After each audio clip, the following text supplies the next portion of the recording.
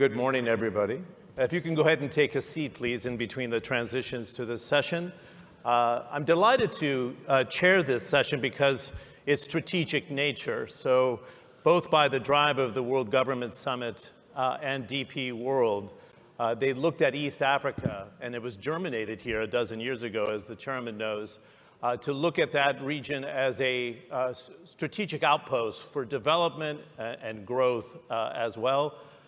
Again, often overlooked in the global economy is that this is a market of better than 500 million consumers, with Ethiopia at the heart of it, with a consuming base of 130 million, growth of 9% over the last 20 years. We're delighted to have the President of Somaliland, who is elected to office in December with a full mandate of 64%.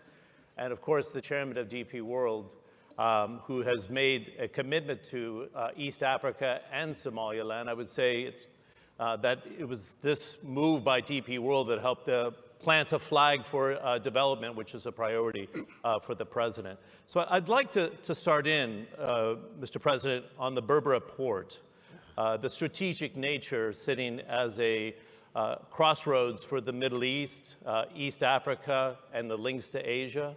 We know the disruption to the Gulf of Aden over the last 2 years.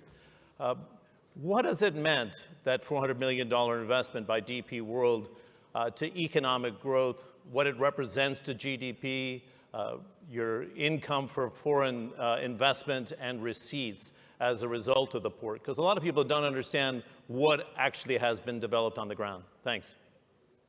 Thank you very much. Before I answer the question, I want to tell the audience I'm from Somaliland, one of the governments in the future. Berbera port is the most famous port in the Red Sea. It's very old port, and DP World has invested $400 million in Berbera port. It was transformative. That investment was transformative. It has modernized the port. It has increased the capacity of the port, and now it became a very important port that can give service to the to most of the African countries that have no port. Our main customer and neighbor and our friendly country is Ethiopia, which is more than 140 million population. The Berbera will give a service to Ethiopia now. I expect we have to finalize our transit and trade agreements with Ethiopia soon, inshallah. Good. Is that something you think you can get done within your first year in office, which would conclude in December 2025? Because everybody's been looking to see if we can get that agreement unlocked and what it would do for development and trade for Ethiopia as well. My plan is to finalize before the end of the year. That's quite significant. Yeah. Mr. Chairman, I remember discussing this port with you going back 10 years ago and planting a flag, if you will, in Eastern Africa. It's not your first foray there.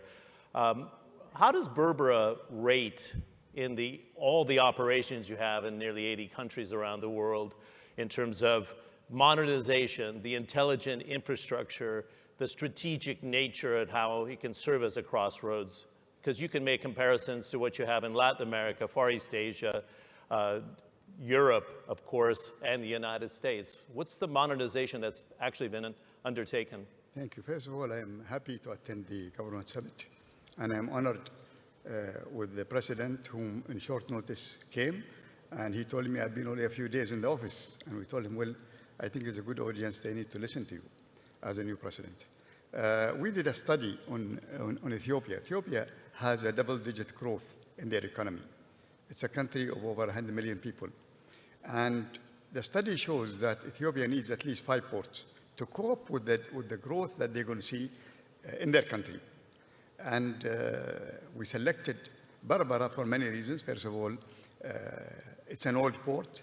It has been in existence before any ports, in fact, the Red Sea. Unfortunately, it was ignored, but we worked with the government and they encouraged us. We invested in it. Somaliland is not a small country. They have over 4 million people, and a lot of people are businessmen and traders. And we are looking forward for the economic corridor between Ethiopia and, of course, Somaliland, where the President just mentioned. I hope it could be done as soon as possible. This agreement will facilitate trade between both countries. Somaliland is very close to the main distribution area in Ethiopia, which is Dir Dawa, which is a main logistic area. And so the relation between the countries are being very good, and many Somaliland people live in Ethiopia, and Ethiopia looks with positive attitude toward Somaliland. We definitely found an opportunity. We developed the port. Immediately, cargo started to come. We are able to handle any size of vessels in Berbera. There is another stage of expansion if needed. The government also, His Excellency the President, provided land for industries. We have already factories under construction, and there are more factories coming to that place. It has a unique situation whereby they're very close to Ethiopia. It has also a unique situation where they are on the maritime routes that connect India, Far East, all the way through the Suez Canal. So it's a very strategic location, but also for business, we have been very happy with the growth of the business. Good. I'd like to have the strategic input, Chairman, on why the UAE, I like to say UAE Inc., decided to go into Somaliland, because you were in there before anybody else was even thinking about it. So what was the strategic decision, the geopolitical, geoeconomic decision to say, you know what, we can make this work. This country is not recognized, and I want to talk to the President officially with global recognition for statehood. But you took a risk, and it's paying off dividends. But why? Let me tell you, when we invest in any country, we don't look at any political motive or strategic even. Strategy is not important for us. What's important for us is, can I develop a business? Can I make companies benefit as shipping line to use this location? Can this location become profitable operation? This is very important, crucial. And we look at the growth of the GDP. If the GDP is growing, then that means the cargo will grow. So that is the reason why. Second, traditionally, business from Africa is very important for us.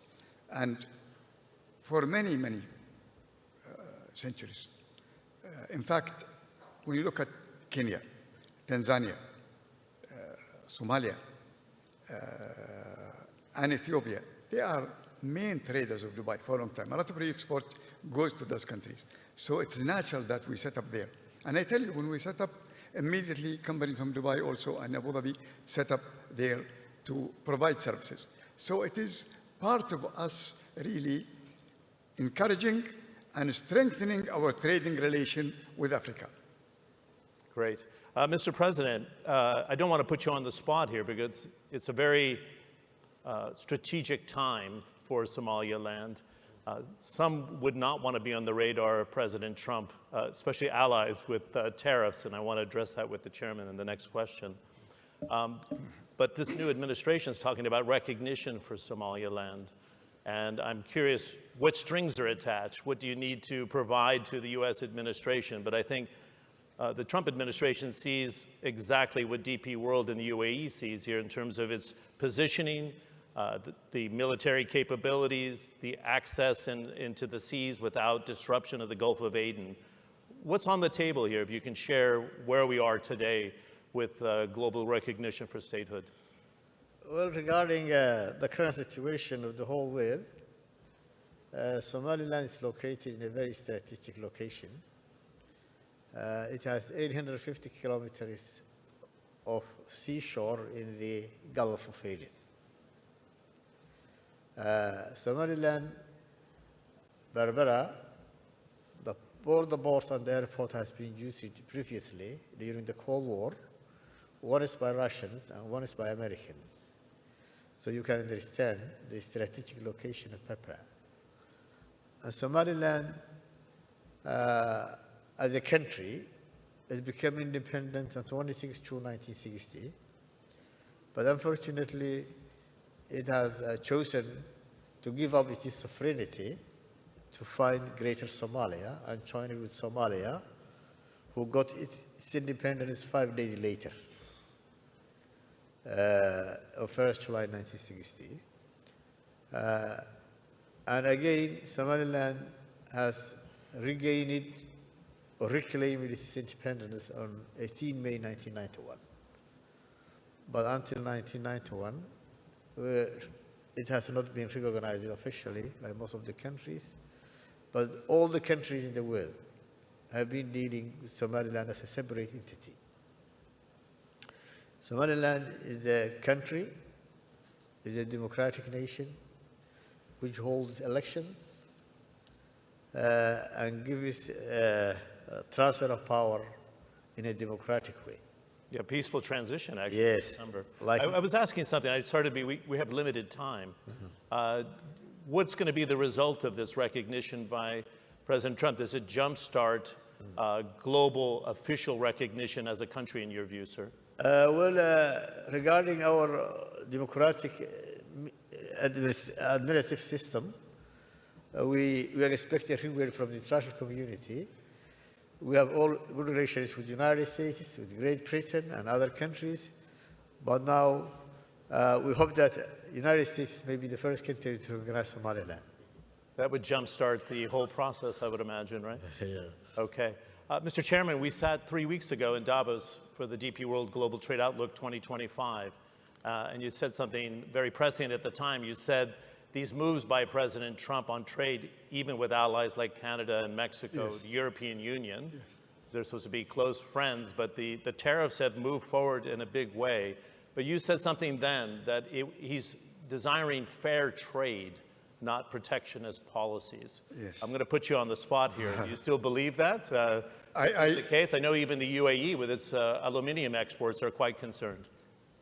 Well, for Trump, he is looking for fair trade. Fair trade, not free trade. Fair trade, in his mind, and he said it many times, is if American market is open, then he expects other countries to open their market.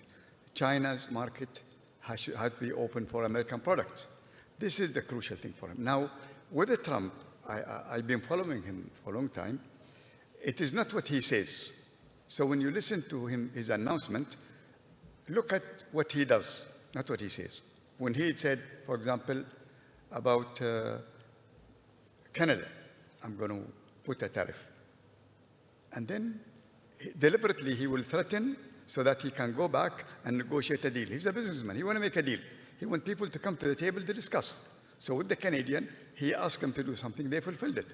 With the Mexican, it's all held. It's not going to be applicable. I think even with China, there'll be threats of retaliatory tariffs, but eventually the goal from him is not to fight, is not to sit on the table and discuss. So sometimes he comes with a very tough announcement, but what he wants is the people who listen to it to come and sit on the table to negotiate. At the end of the day, he wants to negotiate a deal. Good. It's not going to be calamitous and push the U.S. into a recession, in your view? I don't know about recession, but I don't believe that he wants to stop trade.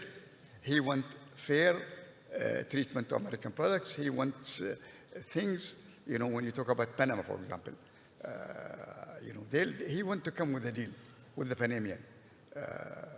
Basically, that gives him something to say, I won the agreement.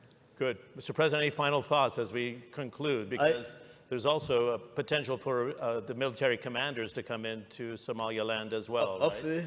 That relationship will continue and develop, and I thank the whole forum, and I thank the organizer of the event for inviting me here.